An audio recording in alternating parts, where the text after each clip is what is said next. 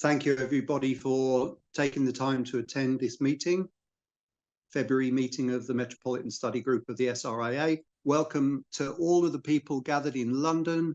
Give me a wave. Great to see everyone there. And yeah, today we have the pleasure of a dual presentation from Brig and Chris. And Brig has been a regular attendee in our meetings for several years now. Brig, I'll just take a moment just to speak from my heart, if I may, about my feelings about Brig. Brig, since the very first time I heard you speak, I immediately recognized that you are somebody who has a quiet and gentle and very respectful wisdom. And I always enjoy listening. Whenever you speak, the points you've raised throughout any of our meetings have always been very, very valuable. Today, the fact that you're joined by your wife, Chris, I personally wish to welcome you, Chris, as a presenter here. And I think it's a wonderful thing that we have more female presenters for our meetings and attendees in general. The subject matter of today's talk is absolutely fascinating, and I'm really looking forward to the discussion that we have and the points that will be raised by Brig and Chris on the nature of truth. What is truth? How do we find it? And then when found, how do we know that to be true? Great questions. Really, really great questions. So Brig has asked me if I would, which I'm delighted to do, to start the meeting with a formal lighting of a candle. And I will hold this up to the camera. And when I light this candle, I'd like just to hold this for a few moments, and I'll ask everybody to focus on the light emitted by this candle just for a few seconds, and then to allow your eyes to close whilst I say a short prayer, please. This I now do.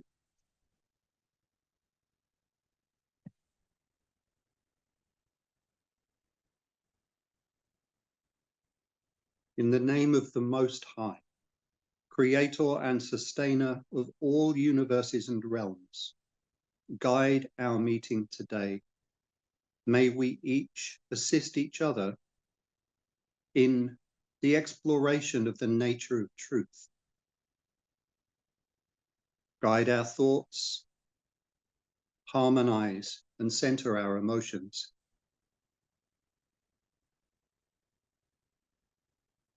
In the name of all goodness and light and love, world without end. Amen. Thank you all, everybody. So, Alex, if you could please hand over to Brig, and I recommend that you, for the sake of the recording, pin Brig and Chris. Just pin their image.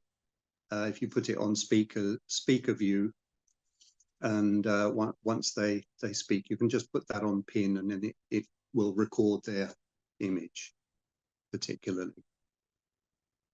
Yes, I have done that, Sheen.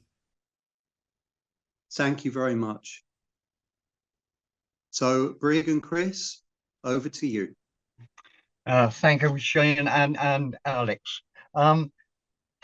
Well, as I said earlier, with some trepidation, we approach this subject. So here goes. We soon realised that any attempt to deliver any definitive answers on the subject would, in all probability, be doomed to failure, possibly contentious and even divisive. Hence, we have to state at the outset that our aim is keep it simple. We recognise that all opinions, no matter how alien, are the result of personal reflection, of any an individual personality's search for truth. And because it is personal, it must be respected. Sadly, on a daily basis, we observe humanity's failure to learn from history as conflict abounds. Often, such conflict arises because religious, political, and social ideals make little attempt to respect different interpretations of truth. Those who can, through military might, impose their version of right on others and continue to wreak havoc on our planet. At the risk of being boring, let's begin by attempting to answer what is truth. We'll begin with some simple definitions. 1. Conformity to knowledge, fact, logic. 2. Fidelity to an original standard. 3. Reality, actuality. 4. That which is considered to be supreme reality and to have ultimate meaning and value of existence. No doubt we could spend many hours picking over those definitions. However, we recall the advice given to Brigham before he commenced his religious studies degree, given by an elderly theosophist. Beware sterile intellectualism. Very difficult to avoid. However, academe flourishes on such activity, but we're left wondering about its value, especially in regard to one's spiritual journey. Straight away, we can see the blindingly obvious dangers of that which is demonstrable on a daily basis using acceptable scientific protocols and investigation into the unseen, undemonstrable realm of the spiritual dimension of existence. To muddy the waters of this inquiry, we refer with the utmost brevity to a few classifications of truth: ultimate, absolute, universal, eternal, divine, objective versus relative, intellectual, and moral philosophical theories. As stated above, we have no wish to engage in a journey through these classifications. However, trying to remain true to our aim of simplicity is challenging, to say the least. Perhaps we could safely say that truth is subjective and relative. So let's take a few observations on the subject. Truth or verity is the property of being in accordance with fact or reality. In everyday language, truth is typically ascribed to things that aim to represent reality or otherwise correspond to it, such as beliefs, propositions, and declarative sentences. Truth is usually held to be the opposite of a false statement. The concept of truth is discussed and debated in various contexts, including philosophy, art, theology, law, and science. The first part of the Guru Granth Sahib, the Sikh holy book, states one universal creator God. His name is truth. The Bible teaches us, for example, "You shall know the truth, and the truth shall make you free. I am the way, the truth, and the life." And the Masonic writer Albert Mackey stated, "Light, therefore, became synonymous with truth and knowledge, and darkness with falsehood and ignorance." But it would appear obvious to state that some facts can be more easily proved than others. In our materialistic scientific mode of inquiry, one might be searching for evidence that relies on being continually and repeatedly demonstrable. This premise may well serve as a firm foundation upon which to proceed.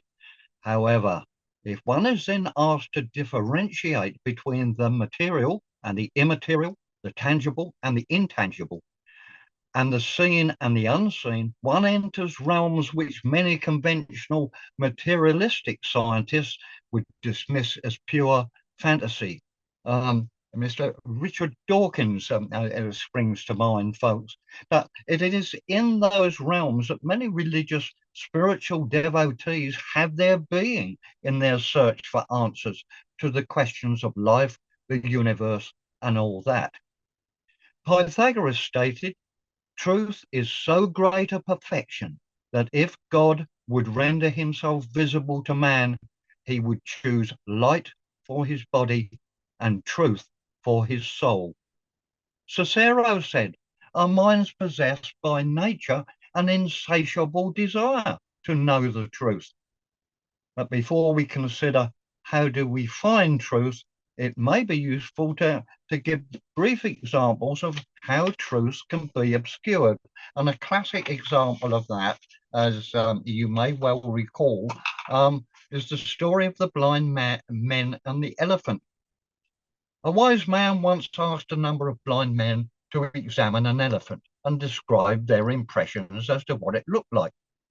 The first man was asked to feel a leg of the elephant. The elephant is like a pillar, he declared. The second man examined the tail. It is not, it is like a rope, he argued. The man who felt the trunk said, it's like a tree branch. Next, a tusk was felt. This is smooth, like a snake. The man who felt an ear said, it's like a large hand fan. Finally, the man who felt the elephant's belly said, you're all wrong, it's like a wall. They then fell to arguing amongst themselves as to who was right. The wise men stilled them and explained, all of you are right. Indeed, the elephant has all of these characteristics, but each one of you only examined a part of the whole elephant. Therefore, you could not judge what the whole animal looked like. Other examples of this could be the sun rising and setting. We are taught from children that the sun rises in the east and sets in the west. And during the day, it has moved across the sky from the east to the west. But of course, now with a greater understanding of science, we know that the sun doesn't move at all. It's the earth that rotates and moves around the sun. And you can tell somebody something enough times and they'll begin to believe it. And an example of that would be the Hanging Gardens of Babylon. Well, are the Hanging Gardens in Babylon? At some point in history, somebody declared they were, and that was perpetuated for nearly all time until an Oxford academic called Stephanie Daly, who is an expert in cuneiform, was asked to translate a cuneiform scroll. And this scroll led her to believe that the Hanging Gardens never were in Babylon. No evidence of that has ever been found.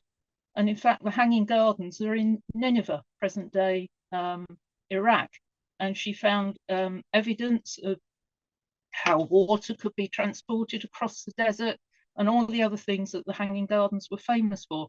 But the point there is that it was one fact, in inverted commas, that somebody stated at some point in time, and that was replicated then through history. Other examples of misinformation and disinformation: you can't see the wood for the trees. A watch pot never boils. And if something works, it may well be true. If it doesn't, then it probably isn't. Poet Brian. Byron stated, truth is a gem found at great depth, whilst on the surface of this world, all things are weighed by the false scales of custom. So, how do we find truth? Well, it would appear to us that we have to start somewhere.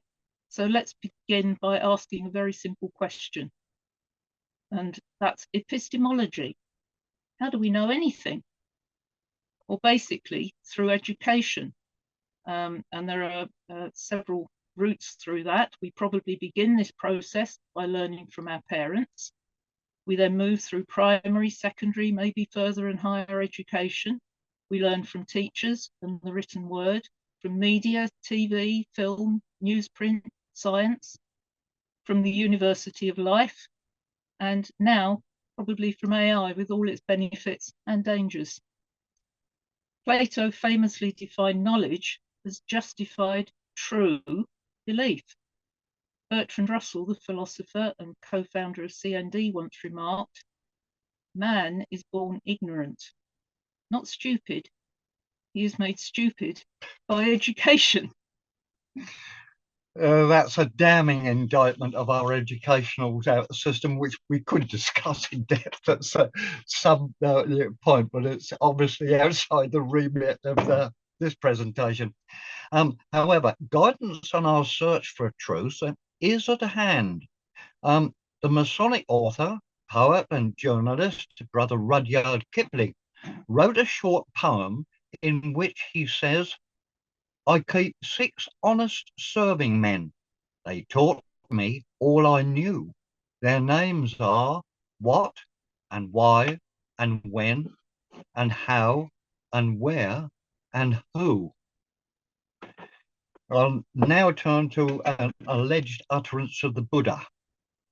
The Lord Buddha has said that we must not believe in a thing said merely because it is said, nor traditions because they have been handed down from antiquity, nor rumors as such, nor writings by sages because sages wrote them, nor fancies that we may suspect have been inspired in us by a deva, that is in presumed spiritual inspiration, nor from inferences drawn from some haphazard assumption we have made, nor from what seemed an analogical necessity, nor on the mere authority of our teachers and masters. But we are to believe when the writing, doctrine, or saying is corroborated by our own reason and consciousness. For this, says he in concluding, I taught you not to believe merely because you have heard, but when you believed of your consciousness, then to act accordingly and abundantly. And many years ago, when I first read this statement, I'm afraid to say, I immediately disappeared inside the darkest of nether regions, looking for the light switch, because I'd even started to believe, how do I know it is light? Only purely because someone has told me it's light and it's daylight. Of course, one can take this injunction to the nth degree, but put it this way, I think it's a very valuable thing to be mindful of. Yeah, and we must always remain aware of Russell's injunction. It is desirable to believe a proposition when there are no grounds whatever for supposing it to be true. Perhaps it would be wise to bear in mind what some spiritual commentators have said of human existence. For example, many spiritualists and indeed theosophists would claim that we are not human beings in search of a spiritual experience, but spiritual beings in search of a human experience. The theory being that we are all gods in the process of ever becoming and are now, according to theosophists, engaged in evolution as opposed to involution. If there's any truth within these ideas, it is said to have to reflect that our spiritual evolution has in no way matched our technological progress and arguably is the root cause of planetary distress. Again, that's perhaps something for another day. So some guidance may be found in the following. The novice should exercise the utmost caution until he is able to discriminate between the genuine and the false. Whether a man is broad or narrow-minded depends upon himself. In the search for truth, he sets his own limitations, but before he can recognize even the most elementary teachings of the sacred science, he must part with the illusory knowledge which he mistakes for wisdom. And that comes from R.A.L. Harland. Sir Francis Bacon had firm views on the subject too. Knowledge is power, he wrote. Read not to contradict and confute, nor to believe and take for granted, nor to talk and discourse, but to weigh and consider. And another more cynical observation, in the universities, they learn nothing but to believe, first that, excuse me, first that others know that which they don't, and after themselves know that which they know not. They are like becalmed ships. They never move but by the winds of other men's truth, and have no oars of their own to steer with. In our hallway hangs an utterance from a North American Red Indian elder, White Cloud, and it's entitled The Circle of Life. It begins thus: man has a poor understanding of life. He mistakes knowledge for wisdom. He tries to unveil the holy secrets of our Father, the Great Spirit. He attempts to impose his laws and ways on Mother Earth. Even though he himself is part of nature, he chooses to disregard and ignore it for the sake of his own immediate gain. And some have called the North American Red Indians savages. I think not. Hence, it should be apparent that knowledge certainly is not wisdom. We should be comforted by the fact that, to our knowledge, no one single person alive or deceased ever had a monopoly on truth. Even founders of institutionalized religious traditions never made such claims. The journey that many of us consciously start in this life is a highly personal, experiential, and therefore private endeavor. The pitfalls are many. All knowledge, it can be argued, is partial. It can also be argued that many holy writings, including our Bible, were written in languages such as classical Greek, Hebrew, Aramaic, Coptic, to name a few. To render the Greek into Latin took many years, and still theologians argue about the problems of translation. Hence, we must remain wary of truths that have been, in all probability, mistranslated. Some souls, to assist their spiritual journeying, will seek the aid of a guide, teacher, or guru. And there is merit in this. However, there's also dangers.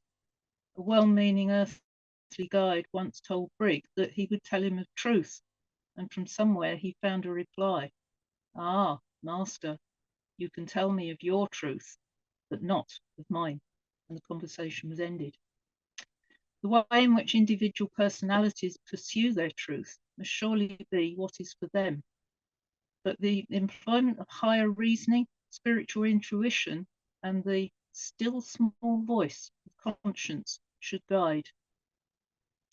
So now we come to the question of, if we think we found the truth, how do we know it to be true? And on the surface, the question appears simple enough. But remembering that all knowledge is partial, the problems of education, translation, and epistemology, there remains that cloud of darkness, which, according to Masonic instruction, it is that mysterious veil which the eye of human reason cannot penetrate unless assisted by that light which is from above. And this surely guides us in our search, but prompts the question, who precisely is the final arbiter of truth? For want of a better answer, we would suggest that truth is not to be found without. It is within. And how does one find what is within? The theosophical philosopher Jiddu Krishnamurti maintained that one did not need an external guru, that one should seek the inner teacher that knows only truth, and that it is an experiential inner knowing. Perhaps more simply put, the intuition, yet another fascinating faculty. And I would say at this point that some people would call the intuition that the sixth sense, and still more would probably suggest this is a feminine concept. But we believe that all are born with this faculty. It just seems to be a shame that many men regard such a thing as intuition or the sixth sense as feminine, macho, and perhaps it tends to get hammered out of them, which I find a little bit sad. And because perhaps the spiritualist movement being a classic example of with their mediumship extolling the virtues of the sixth sense or sight, I find it of interest, especially as a generality. If one visits a spiritualist church, you'll find that it's populated by about 80% by the ladies. We won't go any further on that one. A number of eminent souls have recorded accessing this faculty and clearly believe in its efficacy. For example, Socrates famously stated, "You have often heard me talk of a divine oracle that comes to me. It is a kind of voice that I first heard as a child. It always tells me what not to do, but never commands me to do anything. It is this voice that has, rightly I feel, deterred me from becoming a politician." Oh, how we wish that some in the United Kingdom would have heeded that still small voice. The Sufi poet Rumi wrote, "There is a voice that doesn't use words." And even Albert Einstein wrote, "I believe in intuition and inspiration. At times, I feel certain I am right while not knowing the reason." Clearly, the inner knowing, gnosis, is not bound by the laws of reason. It is unfettered by convention and the ways of our materialistic being. It can only be accessed in the stillness which the theosophists would call the voice of the silence. So, in conclusion, we've attempted, no matter how inadequately, to ask what is truth, how is it to be found, and how to validate it. Perhaps, just perhaps, Helena Petrovna Blavatsky, co-founder of the Theosophical Society, gives us further guidance. In every age there have been sages who had mastered the absolute and yet could not teach but relative truths. The greatest adept living can reveal of the universal truth only so much as the mind he is pressing it upon can assimilate. And she delves further into the process. Now, since truth is multifaceted jewel, the facets of which it is impossible to perceive all at once, and since, again, no two men, however anxious to discern the truth, can see even one of these facets alike, what can be done to help them perceive it? As physical man, limited and trammeled from every side by illusions, cannot reach truth by the light of terrestrial perceptions, we say, develop in you the inner knowledge. From the time when the Delphic oracle said to inquirers, "Man, know thyself," no greater or more important truth was ever taught. Without such perception, man will ever remain blind to many a relative, let alone absolute, truth.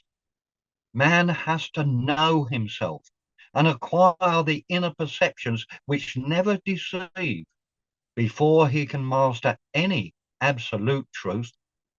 The absolute truth is a symbol of eternity, and no finite mind can ever grasp the eternal. Hence, no truth in its fullness can ever dawn upon it. These enigmatic statements indicate both the simplicity and the complexity of the subject. And we only have two further observations now. Paul Coban writes, "Truth is true, even if no one knows it. Truth is true, even if no one admits it. Truth is true, even if no one agrees it is. Truth is true, even if no one follows it. Truth is true, even if no one but God grasps it fully." Get one's head around that. And finally, Khalil Gibran, the deceased Lebanese mystic, writes in his arguably most famous work, The Prophet, when speaking of self-knowledge, "And seek not the depths of your knowledge with staff and sounding line. For self is a sea, boundless and measureless. Say not, I have found the truth, but rather, I have found a truth. Thank you, brothers and sisters, for putting up with this simplistic presentation, and we hope that in all probability you may well share your opinions and questions. Thank you. Thank you. Brig and Chris, thank you so much for that really thought-provoking presentation. And I would ask Alex, because you're hosting, could you please unpin the screen with Brig and Chris and put everything on speaker view, so that whoever then is asking a question, they will appear on the recording, and whoever then speaks in response will appear on the recording. I do believe I've done that, Sheen. That's great. Thank you very much. So I would like to open up with a particular comment, please, if I may. So for me, one of I think the guiding statements, the guiding principle for me in any kind of practice or pursuit of acquiring, hopefully, not just knowledge, but wisdom and understanding in equal measure, is from the first passage of the Tao Te Ching, the old Taoist classic. And the very first passage says, the Tao, or way of the divine order of things, the Tao which can be named is not the true Tao. So that implies that there is a true Tao. But as soon as we start to pin a definition on that, we've missed it. So however much we attempt to intellectualize or to impose a definition on something, which is by its very nature beyond our comprehension, because it's so all-encompassing and vast in its magnitude. Therefore, if we're to really pursue an understanding of what truth can be, what it is, then I totally agree with what you both highlighted, Brig and Chris, which is that the search is not without, it's within. And it's not something which can be intellectually grasped. It's something which is felt and experienced. And yeah, I just wanted to maybe raise this as a starting point. So therefore, how can we develop ourselves in ways that don't fall foul of trying to pin a rigid definition on something which is boundless? Yeah. Thank you for that, Shane. Yes, we didn't dwell on the process of meditation or techniques to assist this endeavor, because you are talking about a faculty, something which it probably materialistic science it wouldn't recognize, although to be fair to materialistic science, the current investigations into the very nature of consciousness, I do feel that just because quantum physics are now demonstrably on a daily basis regularly saying that a particle changes its behavior by the pure intention of it about to be observed, and can be in two places at the same time, is absolutely mind-blowing when you apply it to how possibly we can access this particular faculty of the inner voice, the intuition. Yeah, wonderful. Thank you, Brig. Anybody else, please? If anyone has any questions or observations or comments, please, if you could raise your hand. There you go. Because I'm not hosting as I usually do, Alex, you might need to keep an eye on who has their hand up and then invite them. I think this is Leonidas. Go ahead, Leonidas. Fraters and Sorors, good day once more. I found the presentation most thought-provoking and comforting at the same time. The door is correct because in that the door that cannot be named is not the door. But I recall an opening line from the teacher of the TM movement, Maharishi Mahesh. And one of his lines said, being exists both in the absolute and the relative. And that which is being as we are being, life, existence, in which we live and move and have our being,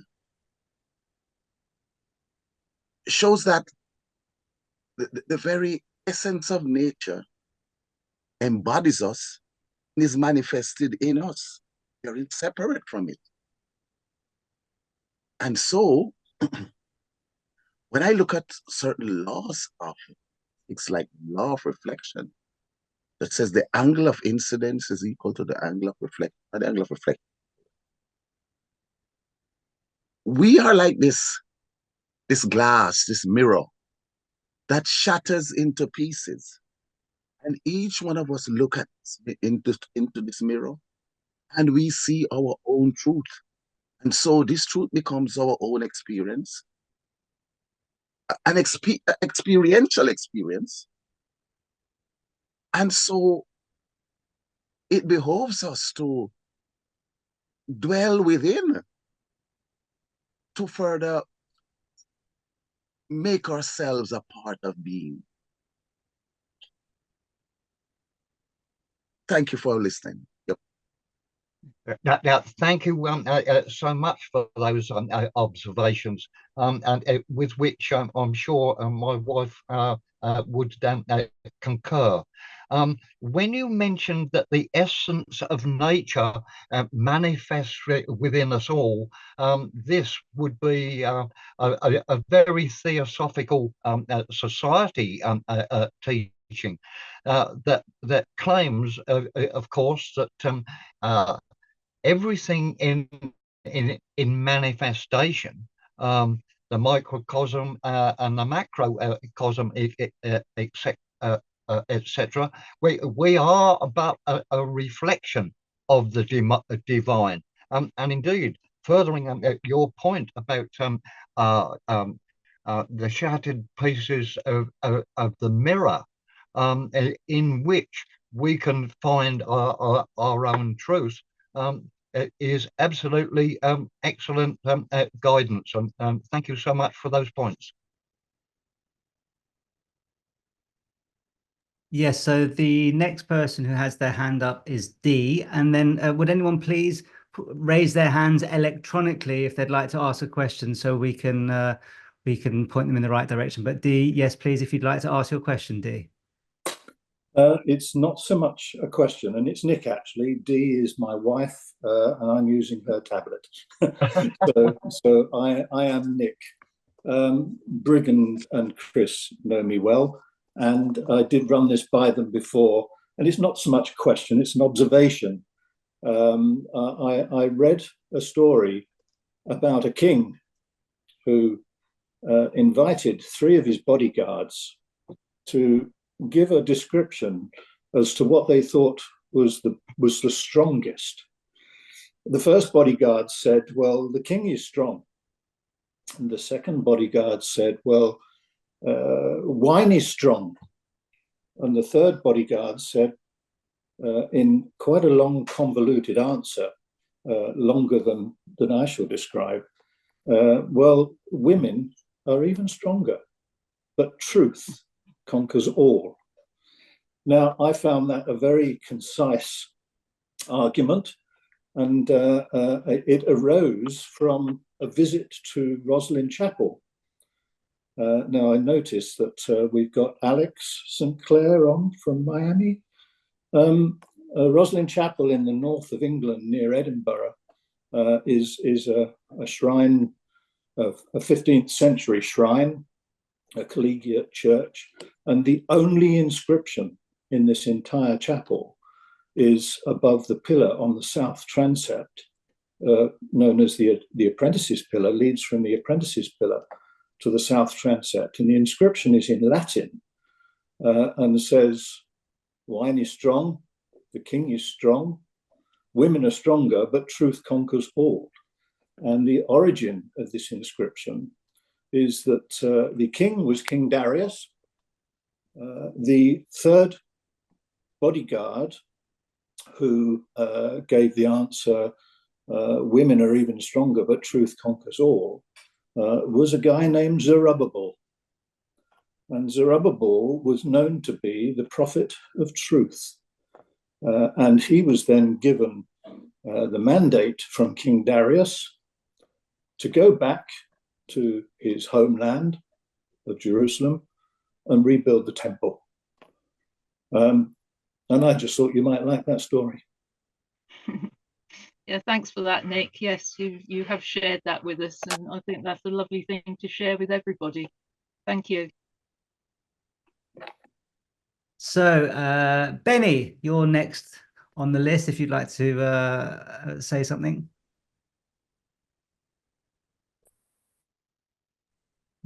Benny, are you, did you hear me? Are you muted? Shall we ask? I'm here now. Yeah. Okay. Can you see me? Yes, Benny. Okay. Thank you. I was, I was thinking of the present age we're living in now, which is very much dominated by medias, both, local medias and also electronic medias on the internet.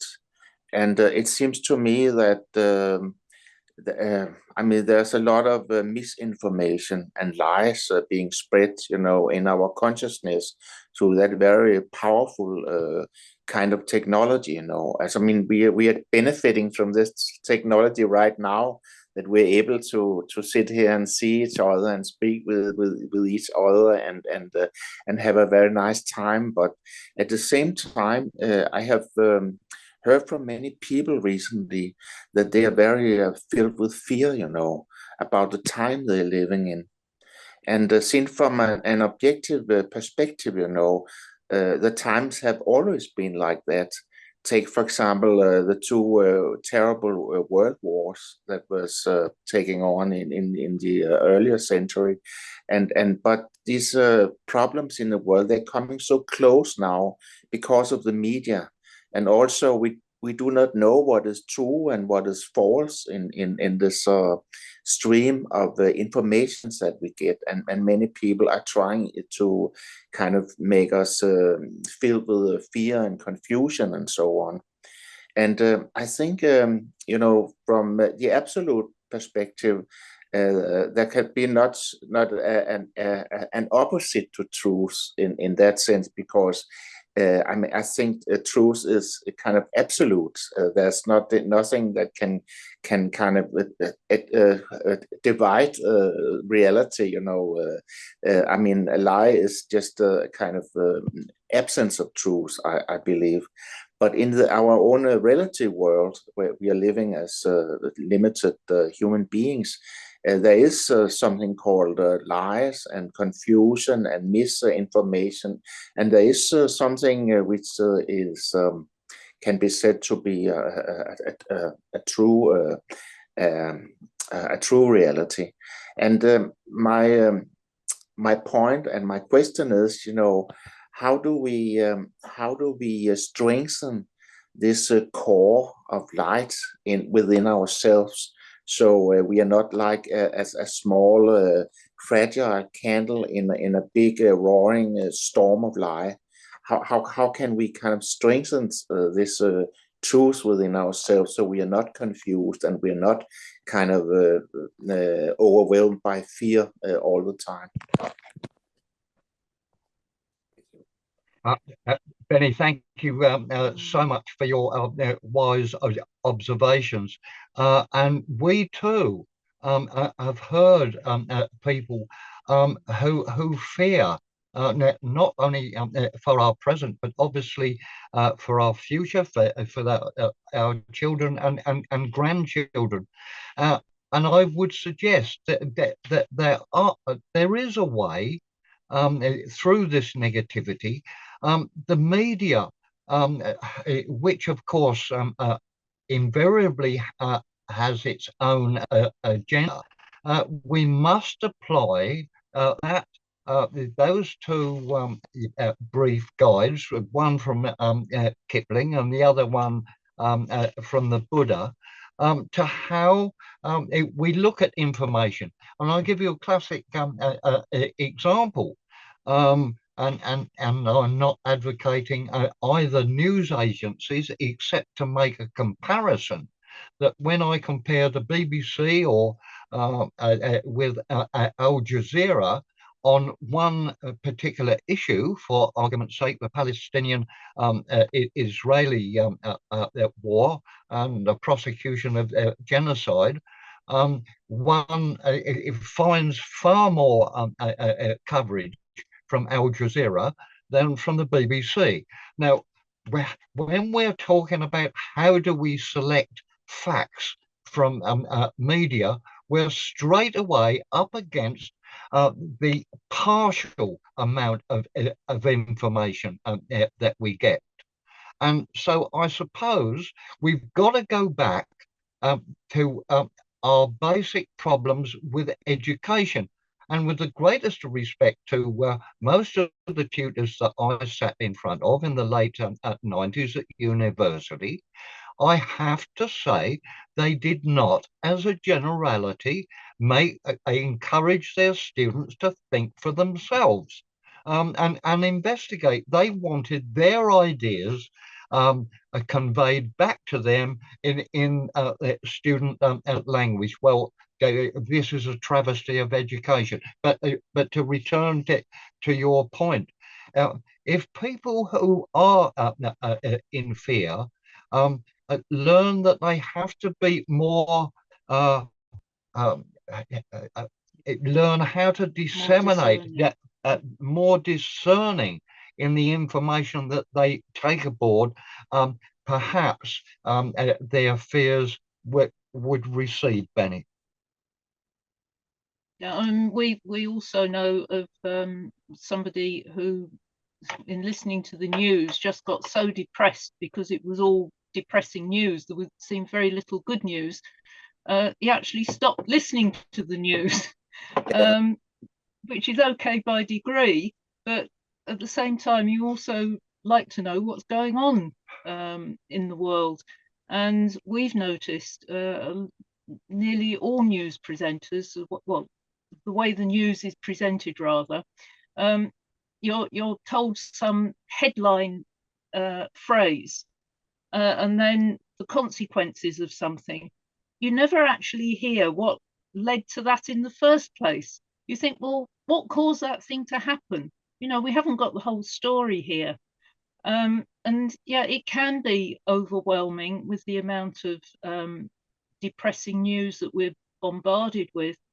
But I think if we retreat into our own private meditative practices, that we can insulate ourselves from being overwhelmed by this.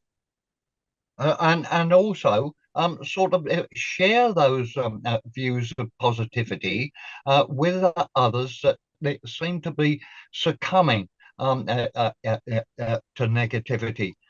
We do, and I won't open this out to a vast discussion, but we did just briefly mention artificial intelligence.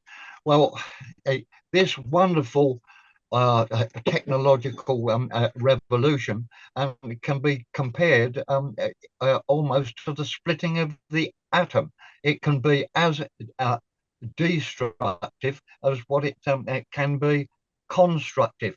Do we have the wisdom to apply this technological progress to the benefit of humankind or to its detriment? And I have no doubt that you all possibly have views on that one. Thank you very much. Thank you very much. So before I move on to the next question, Brig, can I just ask you not to lean too far forward, because we're cutting off half of your face. In your enthusiasm to answer the question, we're losing you to part of your iPad.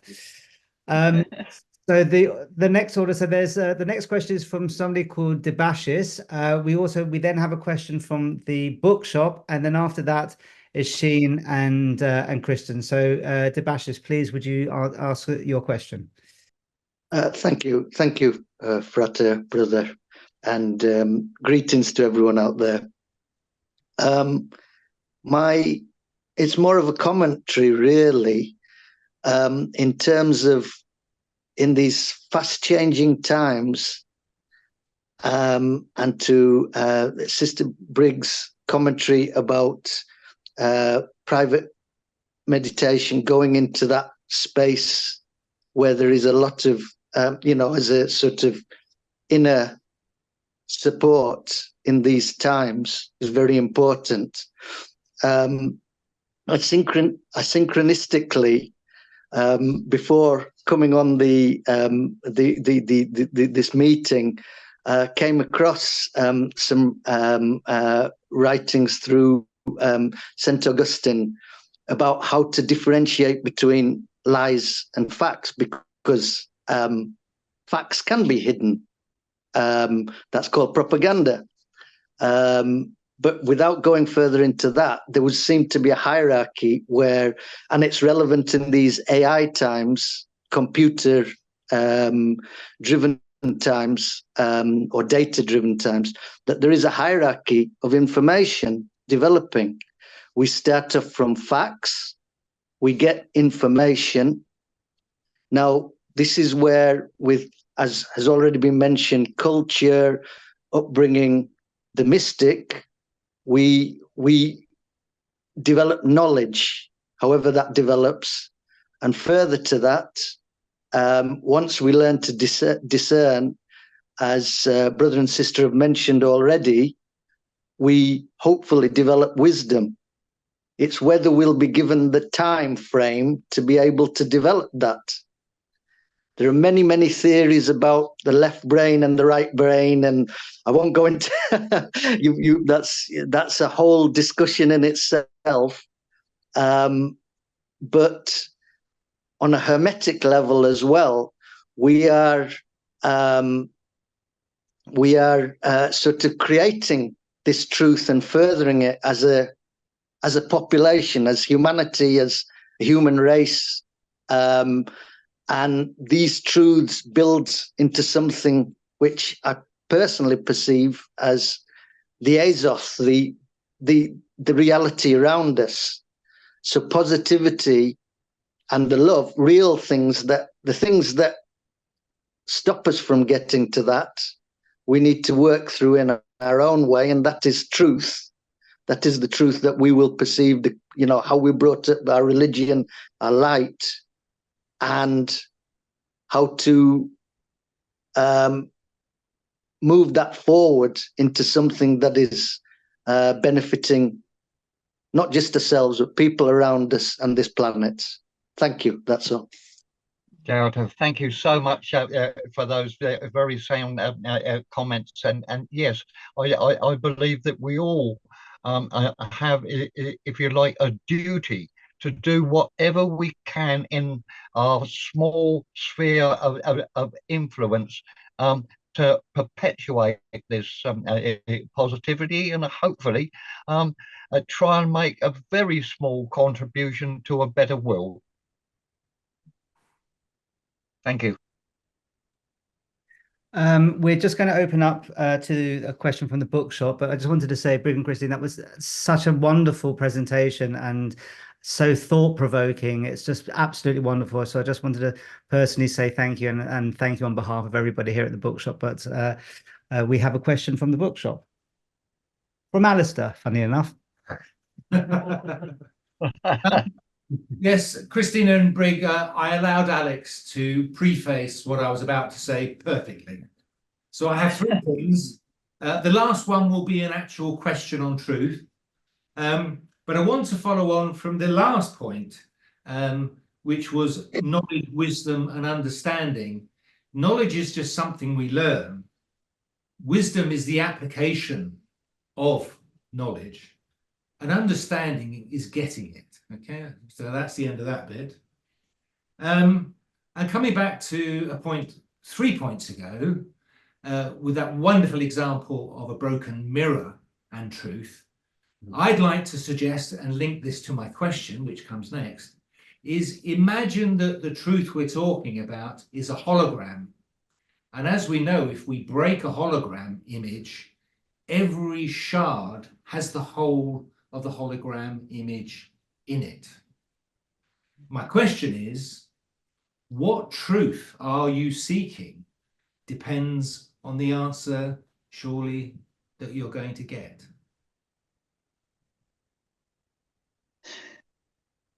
That's a riddle, Well, I didn't want to give you an easy one, Brig, and as you're there, Christine, I expect you to rid him.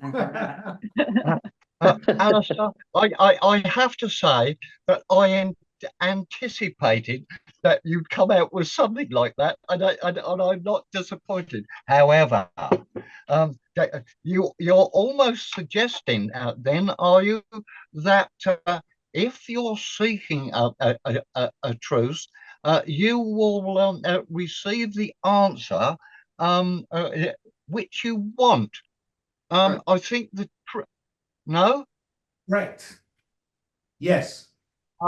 I would say that there are meditational techniques that are well aware of the dangers of this, if you like, preempting any answers.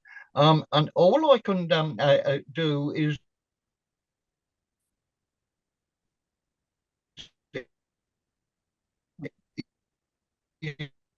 relay a personal platform demonstrating trance mediumship.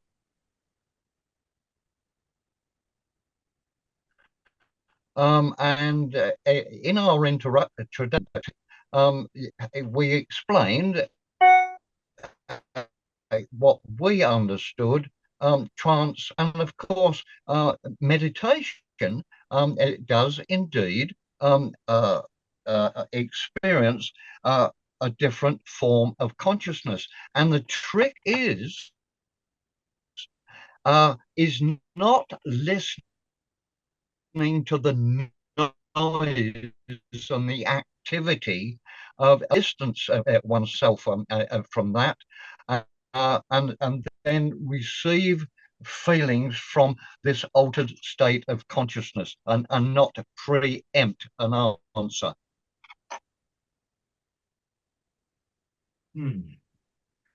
Hello, Alistair. You've done the impossible, Brig. Alistair is lost for words. So no, Brig, Alex, I don't believe that. He's feigning that. I'm just pretending. Brig, what I was saying, the real question for the pair of you is, you're seeking truth. Meget sjovt, det er sådan et ældre ægtepar, de der to, der holder det, sådan, det hvor hun var We've definitely broken the internet now. Sorry, just so we just say again, sorry, we just had to mute Benny there. So start again. Yes. Kristen and Brig, the question I was asking is, we're talking about truth, but surely it would be naive to expect there to be one truth. It depends what question you're asking. In other words, all this talk about the truth, you know, what truth are we asking about what? You know, Well, even I would the say question that's you probably, raised, I was going to say that's probably, if you're just looking at one single aspect, it's a truth. We can't possibly ever know the whole truth. Certainly not in this incarnation. I can't anyway. Kristen, I completely agree, and that's the point I was trying to make. The question that was raised in your presentation was the answer to life, 1, 2, truth, 3, the universe. You know, there's 3 questions. There can't be one truth to those answers. So I just wondered how you preface which truth, or what are we seeking? So that's really what I meant, not how do we seek it. I mean, it's as you have presented in your paper, it's in my opinion an inward thing, and it's as I mentioned earlier, it's your inner eye, it's your inner sense of understanding the truth. And do you know what? I think that's more important, what you understand as the truth. And I'm sticking with it because people have so many other opinions.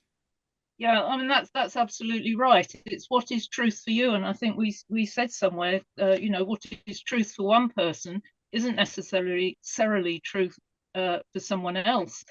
And certainly my experience of life, I have held certain things to be a truth for me, and I have no idea where those ideas came from. They certainly didn't come from my parents or things I was reading. There were things that I believed as a child to be truth for me. So I wasn't taught those things, but that was my truth. It wasn't necessarily anybody else's truth. And Kristen, can I ask, was that truth from your inner voice? Were you listening to your inner voice? Yeah, I think it must have been, although as a child I didn't understand that. I just thought, well, I've got these weird ideas and they're not the same as anybody else. Am I just a bit peculiar? So she now realizes that she is a little peculiar, hence the term a round peg in a square hole. Okay, that's wonderful. So we'll have Kristen next, then Sheen, then we'll have another question from the bookshop, and then on to Alex. So Kristen, please fire away. Okay, can you hear me? We certainly yes. Okay. Thank you. Okay. Fear was mentioned, and I just wanted to add a little realization that I had recently. You know, the thing about negative forces, what I came to the realization, sort of perceiving it from a spiritual plane or dimension, is that extreme anger and fear actually is like an attractor that draws in negative forces immensely. And without seeming simplistic or naive, the way to rise above that, above being overwhelmed by this negativity that, you know, fear and anger try to bring you down, is just simply by being positive, by a positive outlook. There is great strength in viewing things and rising above being overwhelmed by fear and negativity. So I just wanted to add that thought because that realization came to me recently. That's all. Yeah, and I think a person's perspective on what they're considering is important because looked at from one point of view, something could be totally overwhelming. If you change your perspective on it, you may see whatever it is you're looking at completely differently. Of course, the trick is finding that move from the one to the other. But we can all try to do that, to look for the positive. Absolutely. Right, right. Thank But fear and anger is kind of like opening a Pandora's box.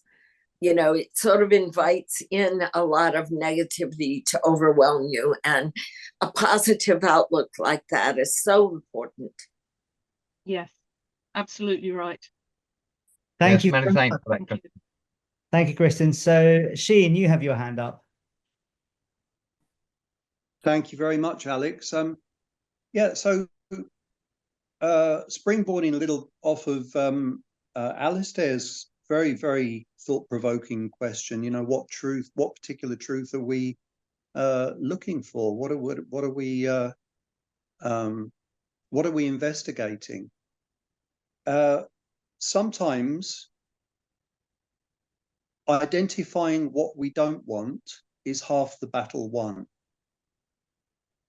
So if we can apply that kind of a guiding principle to our exploration of what is truth, then I think it's a very valuable thing to explore what is it not.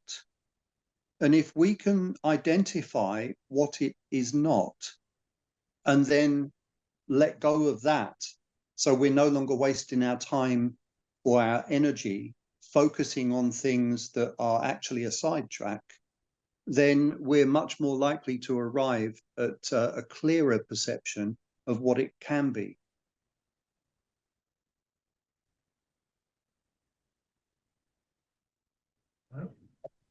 Thank you very much. Yes, thank you. It's pulsing through my mind at the moment that one of the saddest observations that we make is that people who have genuinely found a particular institutionalized religious tradition and adhere to it seem to have their minds completely closed to any alternative point of view, and even persecute those who don't share the same point of view. This is why, obviously, in Freemasonry, the discussion of religion and politics on a Masonic premises is banned, quite understandably. But surely it's not a great leap to respect others' opinion. And I rather like perhaps it's a Buddhist example, when referring to one's spiritual journey, they don't see it, or some Buddhists don't see it, in a picture of a ladder, the Godhead. For the plain and simple reason that conveys a hierarchical interpretation of one's spiritual development. A Buddhist would say, right, okay, there is a wheel, there are its spokes, there is the center of the wheel, and we're taking a different spoke to arrive at the same destination. Well, what a wonderful thing it would be if all practitioners of any particular religious persuasion or none could just respect other people's point of view. We're all spiritual beings and are all part of each other. There is only the one life. Here, here, Brig. The next person is Alex, and then I'm going to open it back up to the bookstore. So Alex and Claire, if you'd like to ask your question, please. Yeah, thanks very much. Just a few comments. I put something in the chat, but I want to add to it. toleration is a very important concept in Freemasonry, and it's, spiritually, it's a very important concept. And the reason I think we don't have toleration for other points of view is because we're emotionally invested in the opinion, the belief that what we believe is truth is truth. So it's emotions that keep us intolerant, not the reason, not the mind. But I wanted to comment on the point that was made that what you seek is what you get, which is, of course, true. We all have a worldview. We all have psychic filters. We're all psychological beings. And what we perceive as truth is a result of that. It's not what's out there in the physical world, is what we call reality, because everything is symbolic. And even the real world is symbolic, because if you have an accident and you have two people viewing the accident, they all have different points of view. They see different things, right? So there is no absolute truth. There is no personal truth. There's only opinion. That's my opinion about truth. We are psychological beings, and that, I think, is the core to the whole issue of what is true, of toleration, of brotherhood, and all of that. It's that we see the world through our own psychic filters. And reason would be wonderful if we could use reason to see the world. But even the scientist doesn't use reason, because even the scientist who sees the world through his microscope is seeing it through his filters. If I were a scientist from Mars, I would see scientific laws differently. I don't think even scientific laws are truth. So that's what I would like to comment. Thank you. Yeah, thank you for those observations, Alex. I would just add, as regards an individual personality being emotionally involved, I think you're absolutely right. And we all have to bear in mind, I would certainly, myself as a Freemason, there was a guy who wrote voluminously, an American guy, Manly P. Hall, who talked about the Masonic story of the murder of the master builder. And he instantly, for me, actually described these particular murderers, I believe, as action, thought, and desire. And it's a question of bringing the emotional element of the lower self under control of the higher one. Otherwise, we are completely ruled, as you intimated, by our emotional mental bodies. Thank you very much, Greg. Thank you for that. And thank you, Alex. Just going to open up another question to the bookstore, and then Stephen will be afterwards. So we have a question from Manos. He's at the back, so you have to speak up. I think it was related to the point that we made about the differences between the types of truth, and I just tried to put it in a, I don't know, like to put it in an organized way in my head. Probably there isn't. That's why I'm struggling. But I guess I understood that, well, there's no absolute truth because there might be different types of it. But then would it be reasonable or arguable that there is a universal truth and then there is an individual truth? So I like tea. Is that a truth? Is that truth? And is that my truth? And then are there truths that are universal? Like, can we make that distinction?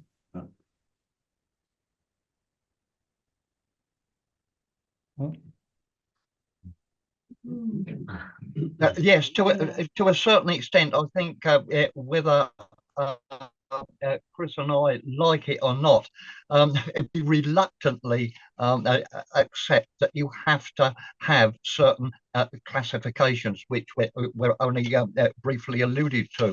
So yes, it is helpful to have these classifications to enable one literally to decide what particular truth one is actually pursuing.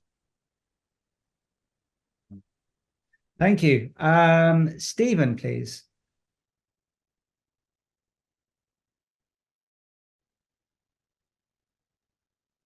Stephen, shall I unmute your mic?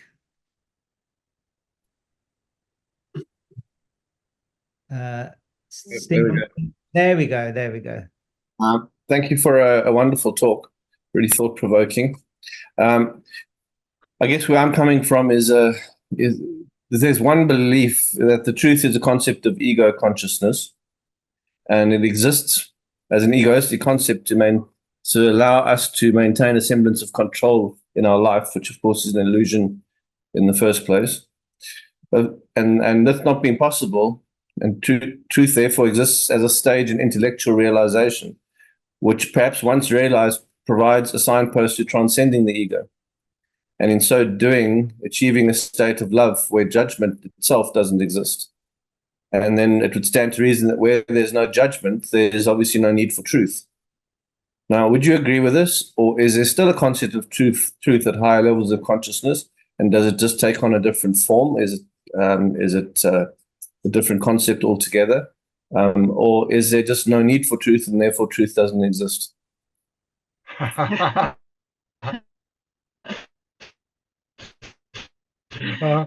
Thank you, Stephen. This concept that you mentioned of egoic consciousness, yeah, I think that's a very real thing, and one could certainly argue, and I think you correct me if I'm wrong, you have this in your mind. It's a question of transcending that egoic consciousness in pursuit of a truth. You got any comments? No, I can't add on that. No. Okay, thank you very much. Sheen, you have another question. Thank you very much. Yeah, so one of the gentlemen earlier mentioned time. So that set me thinking, what if we are searching for what is truth, that implies that we haven't arrived at it yet. It implies a journey from where we are now to trying to find something which is where we are not yet. But what if it's not? What if truth is not a journey? And this ties in with what the gentleman just said, in my opinion. What if it transcends time? What if it transcends a journey, as we think of a journey from one place to another place? What if it's outside of that? What if it's outside of a journey and outside of time, and therefore more a state of being? Yeah, I think that's a very interesting thought. I mean, of course, we are constrained in the sort of physical realm of existence, aren't we, by this idea of time and the passage of time and getting from A to B. And to have an existence outside of that is something that's quite difficult to get your head round, really, isn't it? But yes, it certainly could be outside of that dimension, couldn't it?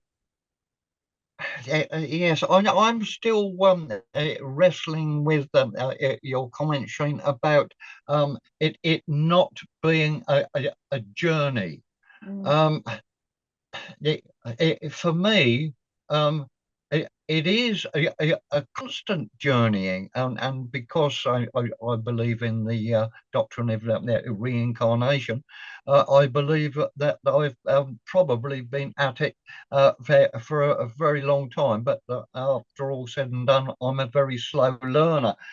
If you don't subscribe to the doctrine of reincarnation, I can certainly look back at my spiritual attitudes and how they have changed over the years, and why they've changed over the years. So for me, it is very much a journey in other contexts before.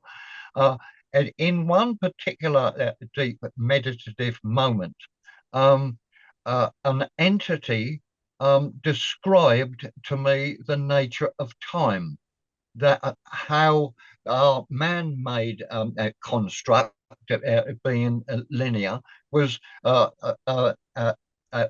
totally incorrect. And by the time I came out of this meditation, I understood the nature of time completely. 20 minutes later, it disappeared and has never resurfaced.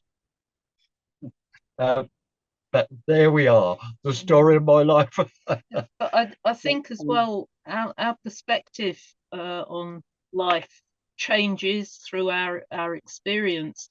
I think I mentioned earlier that we can view something from one perspective and perceive it to be totally negative. If we change our perspective, we can see it in a completely different way. And I think that happens with everything that we think about, things that perhaps we thought were true. As we experience different things, we see it in a different light.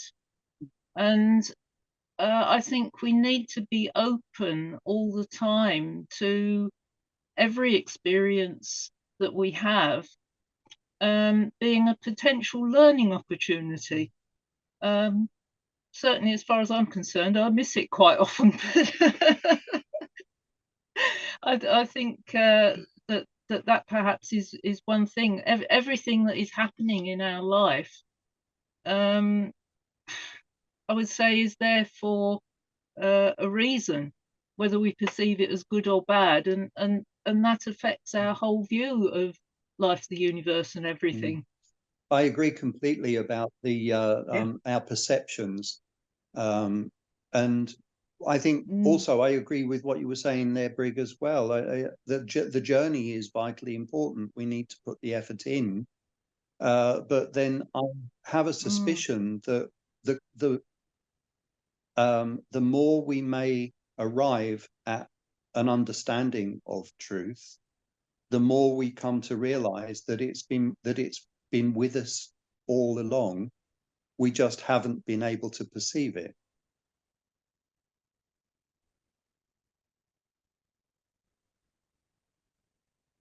Absolutely right. Yeah. Thank you very much. Thank you, Sheen. Before we go back to Benny, there's another question from the corner of the bookshop from Hasu. Oh, sorry, Alistair. Well, have Hasu first, but I didn't ask. Okay, sorry. Yeah, sorry. Okay. Go on, Alistair. Alistair, come on, Alistair. Come on, Alistair. Yes, sorry, I wanted to leave this towards the end. This question has come up in study groups over the last 30 years that I've attended. So let me share what I've learned. And if you can describe humans as half the population being cat people and half the population dog people, if you believe those statistics, when it comes to truth, there are truth tellers and there are those that think about the answer before they tell the truth. And the first thing to say is both the truth tellers and the people that always think before they tell the truth, both of them think that they're the only type of person. So truth tellers think that everybody's a truth teller and think that everybody should be measured by their standards. And those people who think these idiots that tell the truth straight away before thinking about it and telling what they think the audience ought to hear, they also think that they are the only people in the world and that everybody is like them. And I do this experiment usually in the evening, loads of beer, loads of relaxed, put your hand up. If the first thing you think about when you want to answer a question and tell the truth is the first thing that comes into your mind, and people put their hands up. And I then say, okay, of you, how many of you think about what you're going to say and give the answer you think the audience wants first. And the other group of people put their hands up. And then there's the, oh, I want to change my mind. We accept that. Recently, I had a group of everybody in the group saying they all think first before they give their answer. And that's never happened. Usually it's a 50-50 split. And sometimes they're all truth tellers like me. As a kid, I learned the lesson, I can't lie. You can see it on my face if I'm trying to lie. So I told the truth always. Anyway, that's what I found out. And so we need to factor into this truth business what the person who's looking and seeking truth, what type of person are they?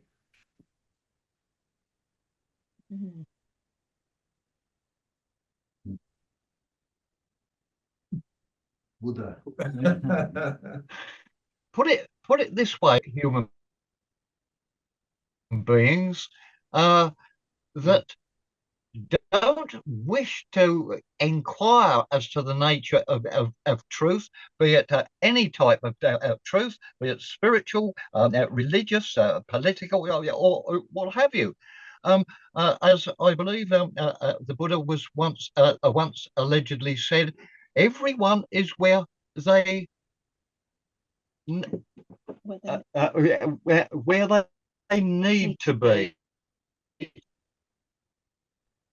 Yeah. I would, as the writer, not necessarily looking at the business of truth. If people are not concerned with its nature, never even question it, I do just wonder what sort of turbulent lives they have. Yes, thank you very much. I'm just quickly over to Hasso in the corner. Why don't you come sit here? I understand. I hope you can hear me. I'm echoing quite well, I think. So, well, I've been listening to this whole discussion with a lot of interest, and I don't think anyone has mentioned the word lie. It seems that we are avoiding saying something is a lie, because I think that is the seed that drives for you to look for truth. If you can identify a lie, truth will be the searching point. When you talk of the mirror that you face and you think you're facing the truth, no, what you're doing is facing the lie within yourself, which you don't want to admit. So truth's real path and the real journey to truth, in my thinking, is firstly to identify the lie. The yin and the yang, the lie and the truth, has to live together. Without one, the other doesn't exist. We will never have perpetual truth, but a little lie can create a greater truth. Yeah, thank you for that. No, we didn't actually use the word lie, but if you recall, we did use the word falsehood, and the corresponding notion of that being darkness. And yes, that's not a bad approach to try and eradicate lies or falsehoods. That would strike me as a pretty reasonable basis on which to pursue toward your own truth. Yeah, very good comment. Very good. Thank you very much. Benny, you have another question. Yes, please.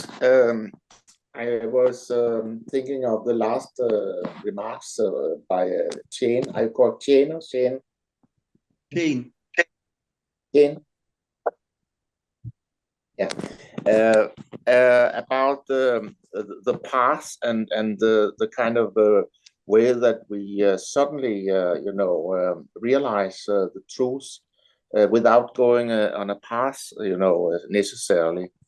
And I must say, I believe in absolute truth, not an absolute truth, which can be defined by words or concepts, but absolute truth in the sense of a reality that has been sought for centuries by our great mystics of all traditions, like Meister Eckhart and Rumi and the Buddha and so on. And that kind of reality that you get there, which cannot be defined by any concept at all, and which is outside time and space.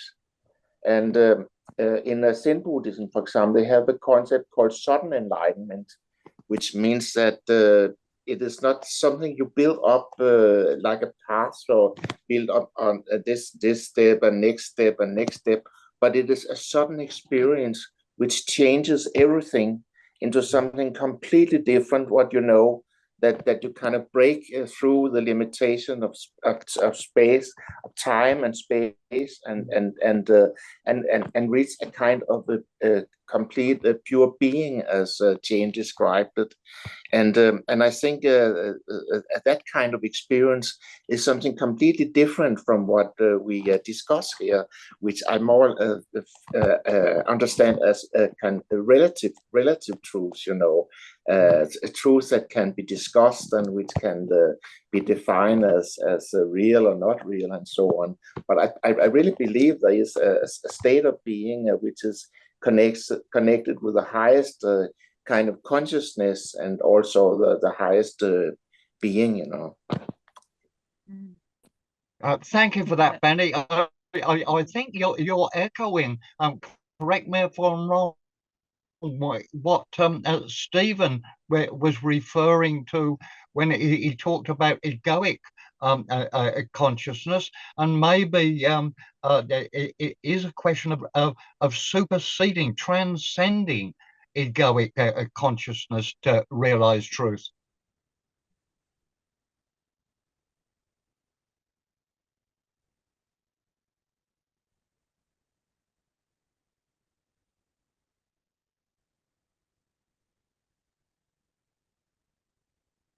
Yeah. Alex. Sorry, yes, there? yes. Sorry, everybody froze then from our side. So I wasn't sure if that was just us that was freezing, or if that happened for everybody else. Yeah, I think we were fine. May I raise a point, please? Certainly, Sheen. Thank you very much. So if we could all for a moment imagine, I completely, by the way, I'm so loving this this exploration. It's such a wonderful topic, and so thought-provoking. Benny, I absolutely agree with you. Really, I think we need to be discerning about what are we speaking about here. Is it a relative truth, or is it absolute truth? And if we could all imagine for a moment, if we were to suddenly have a realization of absolute truth, are we prepared to accept the truth? And what if that truth means that we realize that we have to change our ways? What if it means that we have to let go of habits, assumptions that we may have held on to, beliefs we may have held on to, maybe for many years? What if it means we have to change? Or would we instead, if we suddenly are presented with the truth, would we reject it because we're so wrapped up in our own cycles and habits and patterns? Would we reject the truth if we found it? Can I attempt to answer that, Shane? First of all, to Blavatsky's comment that we currently, and I know she was writing 100 years ago, but that's a blink of the eye in the scheme of things. I think she was absolutely correct when she said the finite mind of man currently cannot be capable of recognizing, assimilating, absolute truth. But to go on to your other comment, does this mean that we have to seriously change our ways, change our attitudes, our whole way of being? The answer to that, in some cases, most definitely so. And I'm reminded of something that I read on a book regarding the Nordic runes, and one particular glyph, which I won't go into, but suffice to say that the word about this particular glyph was very simplistic. You are in a state of rest, a state whereby a space is being created for you to reassess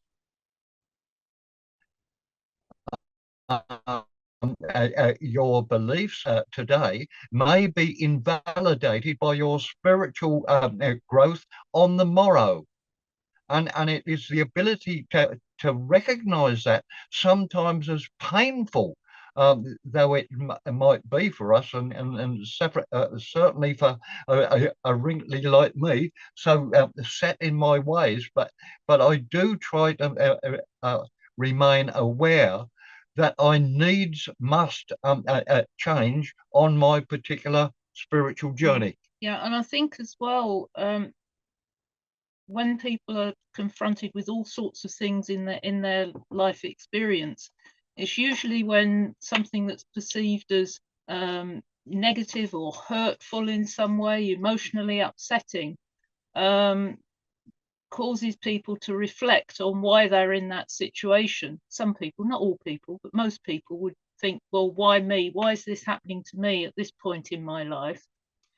And they may feel then, yes, perhaps I do need to make some changes, but they have a choice as to whether they make those changes or not. Some people do, or try to. Some people can't face the thought of changing, no matter how painful their situation and whatever the prison bars are that are confining them. They'd much rather stay where they are than try and look at something else and perhaps make changes. Yeah. Very, very true. That was a wonderful answer. Thank you for that. Stephen, you have another question, please. Far away. Yes, this is a fascinating discussion. I'm really enjoying it. Thank you very much. I got to the point of concept of past, present, and future, given that we've also been discussing time. Now, reactions in the past that, without transcending the programs of the ego, will create much of the same reality as we're already experiencing, because you're basically going to make the same decisions as you do based on where you are in an ego consciousness. By reacting in the present without interference of the programs and belief systems that we bring from the past, will allow an alternative future to manifest. This concept was explained by Neil Donald Walsh in the phrase, "Your thoughts create your reality." But the illusion of truth is maintained as long as there is an ego. The ego is fighting to maintain its own identity and reality. But once the ego is fully transcended, a new future is realized. And I wonder then if the concept of truth itself becomes moot, because you're dealing with life at a divine level. Your higher self has taken over. Truth is not required, as there is a wisdom that it is what it is. You don't need to explore the concept of what's right and what's wrong and what's true and what's false, because it just is what it is. You know, if you'd maybe have any concepts, any comment on that? Yes, very profound, Stephen. And I suppose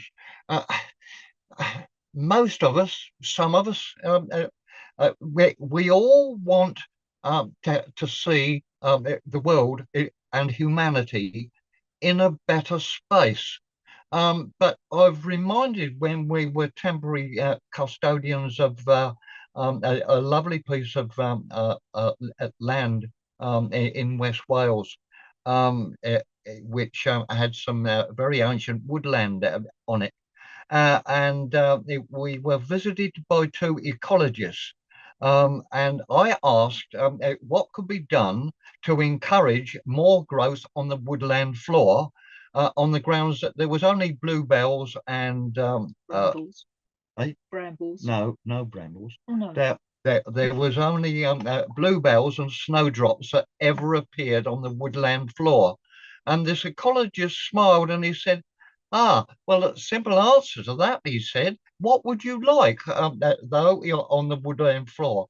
I said, well, brambles, fern, flowers, anything, not just leaves. Oh, he said, well, that's easily achieved. He said, we'll remove a third of the sycamore canopy to let in light. And he started to smile. And I said, well, what's so funny? He said, well, he said, here am I, he said, giving you instructions to destroy a habitat, to create something, he said, that you specifically want. And he said, that will be achieved. But he said, in achieving something else, you've got to destroy to actually create. And applying that mentality to one's spiritual journey, I do see the point that Stephen is making. It may well be, but certainly not in the time frame that we would wish, that what the theosophists call evolution and raising our spiritual bodies will be achieved, but certainly not, sadly. I don't think I shall begin to see it in this incarnation. But I think you've got several thousand in front of you, Briggs, so I'm sure you will in the next. Yes, thank you for settling that with me. I've just got a little sort of question observation. I think one of the things that if we are saying that the internal search for whatever, because I've always agreed that my truth and your truth and someone else's truth may feel differently or may be perceived differently, but there is a greater concept of an eternal truth. And going back to the several comments about if it's the Tao that can't be named, or Einstein saying that is that which cannot be described.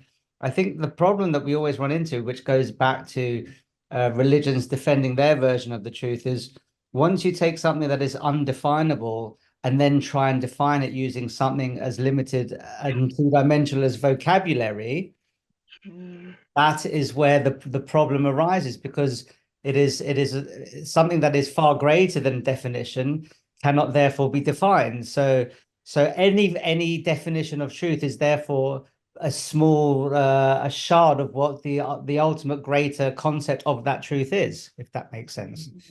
It makes the greatest of sense, and there are some theosophists that point in their particular belief system to a time before language, when one communicated through the realm of mind.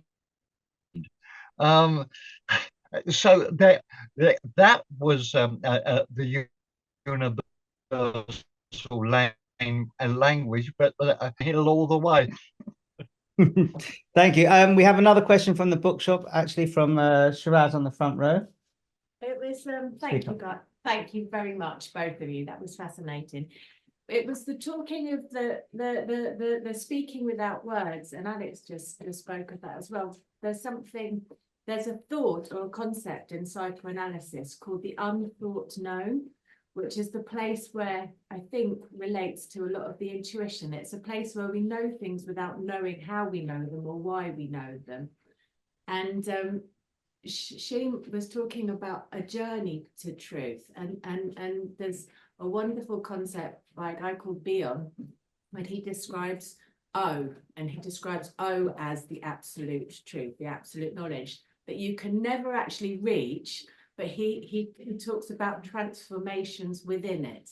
He says when two people come together and they share something of their souls, maybe without memory, without desire, without vocabulary, they have a little bit of a meeting, then you can reach into the O just for a minute.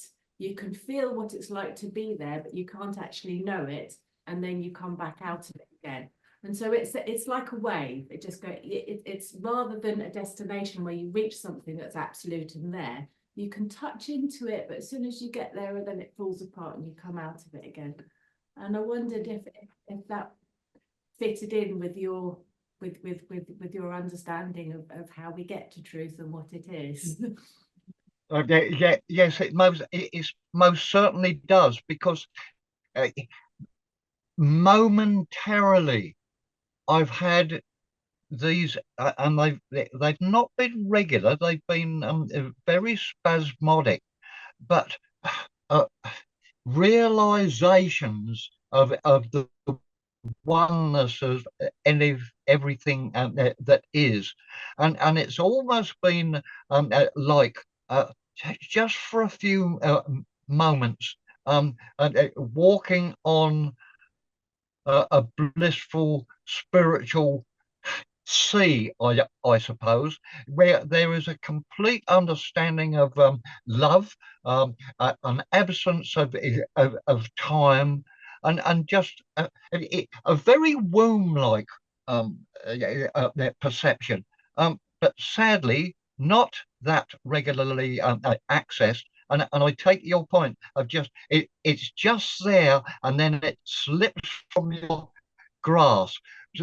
Perhaps that's all because, well, certainly in my case, I'm not spiritually advanced enough yet to be able to retain these magical glimpses of things. And also in these very rare occasions when something like that might happen, there's a sense of connectedness, of being connected to absolutely everything that there is, literally everything. And in that moment, as Brig said, you feel you know everything, but then you slip out of it and you don't know what you knew.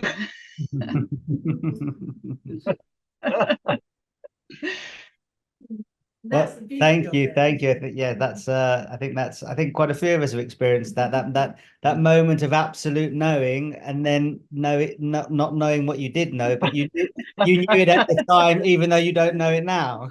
Can I just before we go, I can see Sheen's coming up as last, which might be the close, but I wanted to come back to Steve's point, because Steve, Alex. Yes. Oh, you're breaking up. You're breaking up at our ends, Brig. Go again. Go again. Go again. No, I didn't. Oh, maybe if I turn my video off. No, sorry, we've lost you in the bookshop. I don't know if that's happened to anyone else. Yeah, the same has happened here. I can't see or hear Brig and Chris. They're back now. We lost you then for a while. We lost you for a moment into the eternal truth of time. No, we're still here.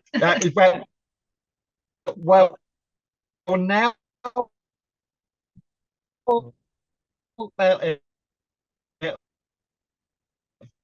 perhaps at the end, when looking at the enormity of the subject that we've chosen. Right. So yes. Just it was coming back to Stephen's point, and it's really to appreciate what he's just said, but also to add a new word into this whole thing about truth, which I think is very significant. And the comment you made, Steve, was, it is what it is. You know, there's no need for truth. But I thought, is that no need? It is what it is because it's love. And I think we haven't talked about how love influences truth. And you understand what type of love I mean.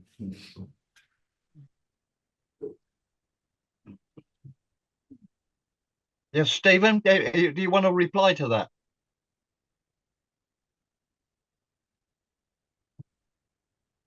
So you're on mute, Stephen. Unmute yourself, Stephen. There we go. Hey. Yeah, sure. That's a very good point. I mean, love is a very hard thing to define. Like truth. So love to me is a complete acceptance of what is. So what it is that you're loving is complete acceptance of that, which implies a complete lack of judgment. So live in a space of love is to have unconditional acceptance of what is in front of you as it is what it is, and therefore implies that you would not need to visit the concept of truth. And I believe that is the essence of the concept of brotherly love in Freemasonry. I don't think it's anything else except that you attain this place where you can live in a place of love at all times, unconditional acceptance and no judgment of anything that exists around you. Yeah, I think that's very important, the use of the word unconditional. So many times when people speak about things, they're putting conditions on it, even if they're unspoken. And to have unconditional love is actually a very difficult thing to do. Yeah. Yep. I raised the point. Sheen, another question, and I think maybe we could say that this, Sheen, could be the last question for a wonderful afternoon of discourse and discussion. So, Sheen, take it away. Thank you very much, Alex. I just want to say, Stephen, thank you very much for all of the things you've contributed to the dialogue this one today. I don't recall seeing you at the meetings before. If you have, then I don't think I recall you speaking. Could I ask whereabouts in the world are you? Yeah, sure. I'm based in Cape Town, South Africa. Wonderful. Welcome. But I really appreciate all of the points that you raised, and thank you for all of the things you pointed that you expressed. I'd just like to say that for those people who may have experience of entheogens,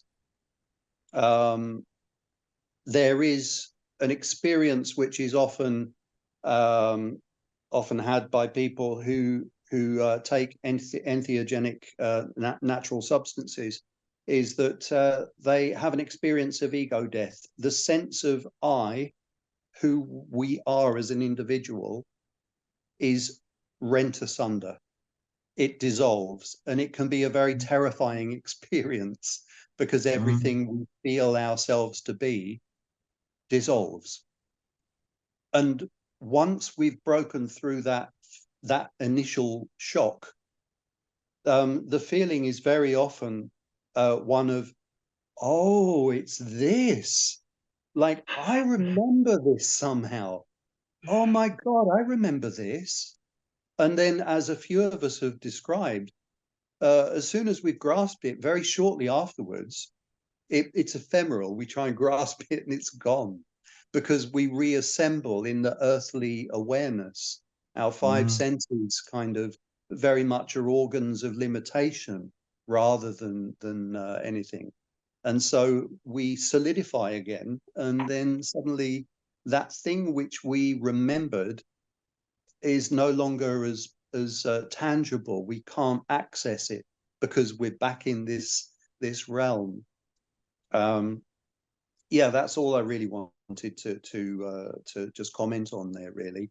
And I'd like to say a huge thank you, Brig and Chris, for today's presentation. What a wonderful subject, and what a wonderful discussion.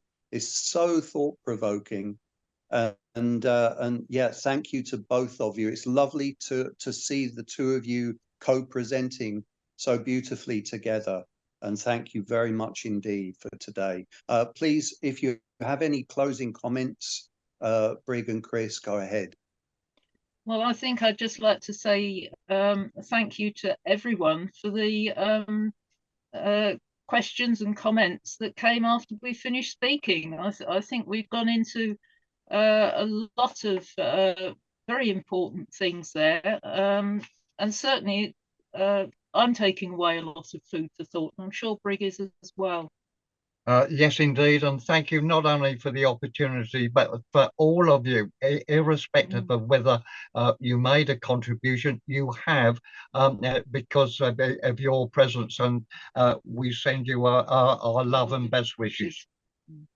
Thank you so much. Thank you so much. I think this afternoon has been a wonderful example of why this study group is in existence and has been in existence for over 100 years, and we're adding to that current, and we're adding manna from heaven from today's discussion. So thank you again from all of us. It's just absolutely wonderful. So and see you next time, as always, Brig. Yeah, thank you, Christine, as well. That's wonderful. See you all. Thank you. Take care.